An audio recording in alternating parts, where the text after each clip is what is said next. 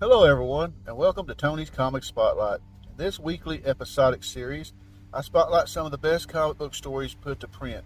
In today's episode, we celebrate the first appearance of the Justice Society of America, the first superhero team in comics, by shining the spotlight on All-Star Comics issue number 3 from 1940.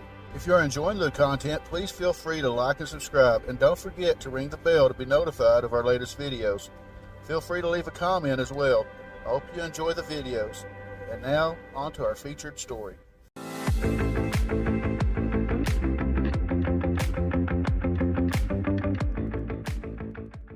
Chapter 1. The First Meeting of the Justice Society of America. On November 22, 1940, 8 superheroes gathered together at a secret location for the first official meeting of the Justice Society of America. Johnny Thunder decides to crash the party, and with the unwitting aid of his magic thunderbolt, brings all the heroes together much more quickly than they had originally intended. Johnny suggests that they should each tell the tale of their most exciting adventure. Chapter 2. The Flash and Wreck of the Sancta Joanna. Jay Garrick and Joan Williams are having dinner at a New York restaurant when a woman named Mary Rogers approaches them. She tells the couple that her father, treasure hunter Tim Rogers, has been searching for a legendary sunken ship called the Sancta Joanna. She is concerned, however, because pirates from a rival ship called the Nancy K have been trying to sabotage her father's efforts. Jay sneaks off to change into the Flash and races to the Panama coast to investigate the scene. Streaking through the water like a torpedo, he manages to find the sunken ruins of the ship after evading the jaws of a hungry shark. Flash introduces himself to Tim Rogers, who subsequently tells him about the pirates of the Nancy K. Flash swims after the Nancy K and uses his super speed as a makeshift propeller in order to steer the ship off course. Boarding the vessel, he races around the deck, confounding the efforts of the armed pirates. He then aims the Nancy K on a direct course for an iceberg. Returning to Rogers' ship, the Flash aids the man in securing the gold from the hull of the Sancta Joanna. Chapter 3. Hawkman, the Men Who Could Live in Fire. Carter Hall and Shiera Sanders attend a science expedition in New York. Shiera learns about a strange volcanic phenomenon taking place on the island of Krakatoa. She decides to investigate the affair despite Carter's protestations. Concerned that Shiera may be placing herself in danger, he decides to follow her in the guise of Hawkman. When they arrive at Krakatoa, they discover that the interior of the volcano is populated with men calling themselves fire ghosts. Hawkman notes that the alleged fire ghosts are coated with a strange material which renders them invulnerable to the effects of the flames. The fire ghosts capture Hawkman and Shiera and bring them deeper into the volcano to the lair of Mazda, the sorcerer. Mazda reveals that he is actually a scientist who has developed a force generator that harnesses pockets of hot steam from the volcano, transforming it into pure force. With this technology, Mazda plans on taking over the world. Hawkman breaks free and wrestles with Mazda. He flips him backwards into the magma pits, killing him. Hawkman then brings Shiera back to her hotel room. Chapter 4. The Spectre in During the nights of the full moon, a mysterious shadowy figure prowls the streets of New York, taking random lives.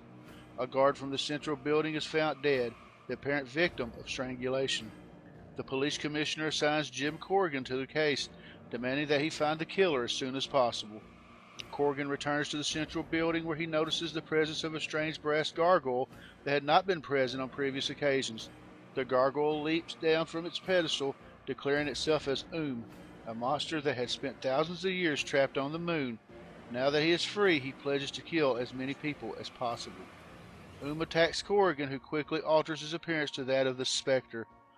Challenges the Spectre, declaring that the first person to locate the fabled red moonstone of Yagartsel will have earned the right to remain on Earth. The loser must agree to abandon the planet forever. The Spectre and travel through outer space in search of the Moonstone. Attempts to slow the Spectre down through the aid of one of Yazgarto's henchmen. The crony in question, a large brown space dragon, battles with the Spectre while takes the opportunity to find the Moonstone. The Spectre succeeds in getting the stone away from and return to Earth, thus winning the contest. However, refuses to return to his former imprisonment. The Spectre uses his unlimited power to pull soul from his body. Trapping it inside the Moonstone, he then hurls it out into deep space. Chapter 5, Our Man in the Durant Diamond Collection. Mr. Bannerman informs Rex Tyler that he wants to attend the Durant charity costume ball with his niece, Regina Page. Rex decides to go to the function dressed as Our Man. When he arrives, he sees 5 other guests who dress as Our Man. He learns that the other Our Men plan on stealing the Durant collection and pinning the job on the real Our Man. Rex takes some Mauricio and gets into a fight with the imitators, but one of them knocks him down from behind with the butt end of his gun. When he awakens, he discovers that the thieves are gone, the police have arrived and are there to arrest him. He escapes from them and sneaks into Durant's study, where he finds evidence indicating that Durant is the ringleader of his own robbery. Being in need of fast money, Durant was staging the robbery so that he could collect on the insurance money. Our Man tracks down the thieves and apprehends all 5 of them, then exposes Durant's fraud, and more police arrive to arrest them. Miss Page is very impressed with Rex Tyler's unexpected show of bravery. Chapter 6, Justice Society of America, Interlude 1. Ma Hunkel, as the Red Tornado, decides not to try to join the Justice League. Chapter 7, The Sandman and Dr. Faversham. Wesley Dodds and Dean Belmont are driving through the country when suddenly they come upon a 20-foot tall man. Before their eyes, he falls down dead. Unable to do anything about it, they return to the city, where Wes begins investigating the extraordinary case as the Sandman. He sneaks into the medical offices of a nearby hospital, where he discovers that a doctor named Faversham lost his medical license for performing illegal experiments involving pituitary disorders on mice. Hospital security guards burst into the room, and the Sandman is forced to escape out the window. He continues to follow the trail with Dean. Along the side of the road, they find a giant-sized cat chasing a giant-sized rat. After romping around for several moments, both animals fall over dead. The Sandman concludes that both animals were experiments of Dr. Faversham. The Sandman finds an old, large country house, parks, hands Dean his handgun, and leaves her within the car, then breaks into the house via the cellar. In a darkened laboratory, he finds a man strapped on an operating table. The man explains that Faversham had been kidnapping men and transforming them into giants. However, the effects are only temporary and ultimately fatal. Faversham sneaks up behind the Sandman and tries to kill him, but Sandman knocks him out with a right cross. Chapter 8, Dr. Fate, The Box from Samothrace. Enza Kramer is shopping in an old antique store in Salem when she meets a strange woman. The woman sells her a small brown box which she claims comes from Samothrace, home of the ancient mysteries. Enza accepts the box, and in a moment the strange woman disappears. Enza returns to her apartment and opens the box. The box emits a strange gas which renders Enza unconscious. The image of the mystery woman appears in her dreams, instructing her to find Dr. Fate. Enza awakens and rushes to Fate's tower. As he greets her, an army of Egyptian undead rises from the ground and attacks them. Dr. Fate grabs Enza and flies off. He catches a whiff of her perfume and recognizes the scent of Chevigris, an opiate used for magical effect. Someone has deliberately poisoned Enza as means of getting to Dr. Fate. Dr. Fate brings her back to her apartment, where he places her in a deep sleep. He then flies off in search of the beings responsible for this attack. Dr. Fate finds that an amateur wizard has acquired a tomb, which allows him to pull nightmares directly from the victim's psyche. Fate fights up against several phantasms, including a giant octopus, the witches of Endor, and a herd of maddening unicorns. Piercing the wizard's force shield, Dr. Fate brings him down using old-fashioned martial arts. The wizard dies as his neck is broken. Dr. Fate then opens a rift and banishes the wizard from Earth for eternity, in case he reincarnates someday. Chapter 9, Johnny Thunder in Guarding an Heiress. Johnny Thunder pays a visit to Daisy Darling, only to find she is dating another man, Edgar Eggwell. Jealous Johnny forces his way to Daisy's house, and while talking to Eggwell, he accidentally summons his Thunderbolt. Ignoring the fact that his wishes will be granted for 1 hour, he ruins Daisy and Edgar's date by turning the flowers he brought into poison ivy. Feeling humiliated, Daisy makes both men go away, and an angry Edgar chases Johnny into the town. After escaping from Edgar, Johnny is walking in town when he finds 2 men carrying a mannequin. He decides he could use it to practice how to treat Daisy. The men refuse to sell, and Johnny, whose magic hour has not finished, accidentally turns both men into windbags. Then Johnny hears some cries and discovers that inside the mannequin was Teresa Drew, an heiress that had been kidnapped by the thugs. After learning how his daughter was rescued, Mr. Drew hires Johnny as Teresa's bodyguard. After some time without incident, Johnny and Teresa are both kidnapped one day and they are taken to a hotel room where Johnny discovers that the man planning Teresa's kidnapping is Edgar Eggwell. Once again, accidentally summoning his thunderbolt, Johnny turns Eggwell into a snake. He and the terrified thugs run away only to find the police in the hotel lobby. The villains are arrested when Johnny goes back to the room to find Teresa. He is surprised to see her all beaten up by Daisy Darling. She saw Johnny in trouble, called the cops, and attacked Teresa to have Johnny back at her side. Chapter 10. The Atom in the Brooklyn Murder Trust. Al Pratt is on a geology field trip at Calvin College when he notices an armed car robbery on a desolate stretch of road. Changing into the Atom, he leaps on top of the hijacked vehicle, but slips from the roof and falls to the ground. Fellow student Mary James comes upon him, and Al revives just in time to prevent Mary from removing his mask. The Atom is back on the case and tracks the criminals down. He follows the stolen armored car to an airstrip where the hijackers are preparing to load $20 million in gold bars onto an airplane. Busting into the scene, the Atom dives into the thugs and quickly overpowers them. Mary James arrives at the scene with the police to take the men away. Chapter 11. Justice Society of America, First Meeting, Interlude 2. A telegram arrives from the FBI chief, asking a member of the JSA to discuss a matter of great importance. Hawkman nominates the Flash as he can get there in a hurry and get back quickly to tell the rest of them what's going on. Chapter 12. Green Lantern and Police Commissioner Mason. As crime runs rampant throughout the city, citizens begin to look towards Commissioner Mason for guidance. However, political opportunist named Lucy manipulates events to get Mason out of office. He arranges it so that it appears that Mason is accepting graft and has him exposed. To fill the vacuum, Lacey is appointed as the new police commissioner. Lacey maintains all the city's racketeering outfits, but manages to keep a low profile on everything. Alan Scott learns of the affairs and decides to investigate a Green Lantern. He consults with an investigative journalist named Paul Pryor, and together they plan to expose Lacey.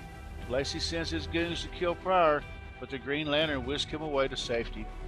Lacey's henchman, Ape, manages to render Alan unconscious with a wooden club, but the Green Lantern quickly revives and escapes. He flies after Lacey, who is preparing to kill Paul Pryor. Using the power of his ring, he traps the corrupt police commissioner and hypnotically forces him to publicly reveal how he framed Commissioner Mason. Chapter 13. Justice Society of America, First Meeting, Conclusion. After a round of storytelling, the JSA finds that it has some urgent business at hand in Washington, D.C.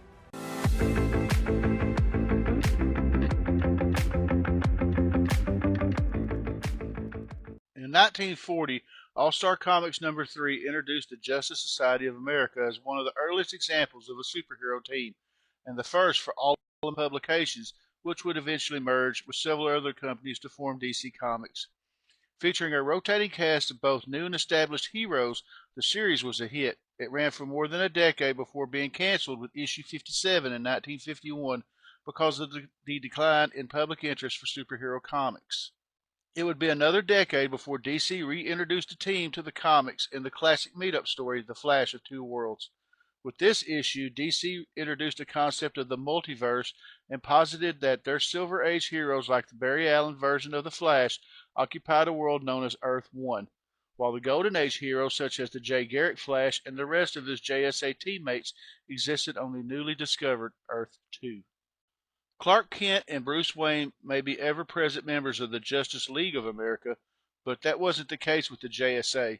While the team-up book's popularity was helped by featuring a collection of different heroes, the publishers weren't keen on the focus from its solo titles. Any hero who had their own series would eventually leave the team and become an honorary member. While heroes such as Hawkman and the Atom stuck around for most of the group's history, others such as the Flash and Green Lantern departed the team to helm their own titles. Because of this company rule, Superman and Batman became honorary JSA members before the team even existed in the pages of the comics. The team served more as a jumping off point and home for new heroes that the publisher wanted to test out or who weren't popular enough for their own titles. Superman and Batman already existed before the Justice Society came into existence, but the third member of DC's Trinity did not. A year after the team's debut, All-Star Comics issue number 8 introduced Wonder Woman into the annals of comic history. Sadly, her character wasn't treated with the respect her station deserves. While Wonder Woman has the distinction of being the JSA's first female member, the writer only saw fit for her to be the group's secretary. Despite being an Amazonian princess with a bevy of abilities to match those of Superman himself, the character was relegated to taking minutes and dictating for the team, rather than helping them fight crime and save the world. Eventually, the Wonder Woman of Earth 2 joined in on the action, and her Earth 1 counterpart grew to become one of the most popular figures in pop culture. Along with the original version of The Flash, the initial Justice Society roster featured the Golden Age incarnations of Green Lantern and the Atom. Unlike his cosmic counterpart, the first Green Lantern had a more traditional appearance for the time and wielded a magic ring. Pratt's version of the Atom lacked powers until the latent effects of a supervillain's radioactive abilities granted him superhuman strength. While many other core JSA members eventually received their own Earth 1 counterparts, Scott and Pratt, like Jay Garrick, remained unique across both worlds. As the Silver Age dawned and DC attempted to reinvent and revitalize their superhero rosters, readers witnessed the creation of Hal Jordan and Ray Palmer and their new, more science fiction based versions of Green Lantern and the Atom. The reintroduction of the Golden Age Justice Society into the modern world of DC Comics, it was only a matter of time before the JSA had to join forces with the Justice League of America to fight a threat too big for any single group to handle. 2 years after DC introduced the multiverse during the meeting of the Flashes, the JSA and the JLA came together for the first of many annual crossovers with Crisis on Earth 1 and Crisis on Earth 2. Appearing in the pages of Justice League of America number 21 to 22 in 1963, the story centered on a group of villains from both Earth 1 and Earth 2 teaming up to commit crimes and wreak havoc across the multiverse. With such a varied threat, the two teams had to join forces in order to thwart their own foes. The tradition of both teams banding together to save their respective worlds proved so popular that it would continue every year until 1985. 1985 was an important year in comics. While DC had been using the concept of the multiverse for a few decades and had over 20 years of crossovers between heroes and villains from both worlds, things got complicated. The solution was one of the biggest crossover events in comic book history, and the first instance of what's now become standard for both DC and Marvel, the company-wide reboot. During the year-long Crisis on Infinite Earths event, DC orchestrated a massive coming together of all of their heroes and villains, culminating in a universe-saving mission that resulted in several characters' deaths from both worlds, and the mergers of Earth 1 and Earth 2.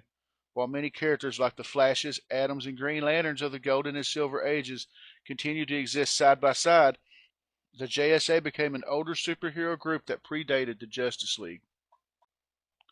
One of the tried and true comic book tropes is that both heroes and villains never seem to age, despite many of them having existed since the 40s.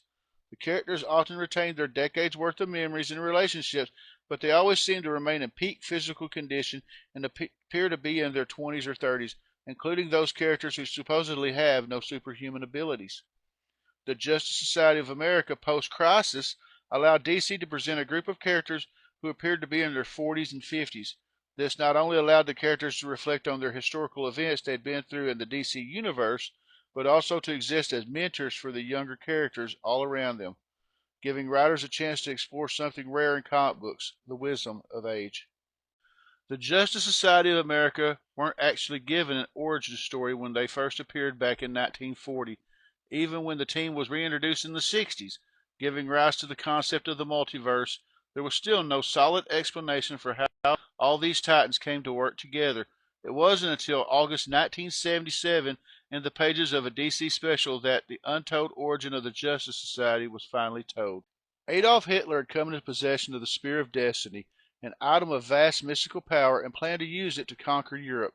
British intelligence agent Smythe informed American President Franklin Delano Roosevelt. Roosevelt was unable to lend America's full support as many people and most congressmen still believed this was Europe's war. Roosevelt offered two of the country's top mystery men to help, the Flash and Green Lantern. They were sent to a Nazi stronghold in Scotland, but were discovered and defeated by a giant robot. They were brought before Hitler, who displayed them before the people.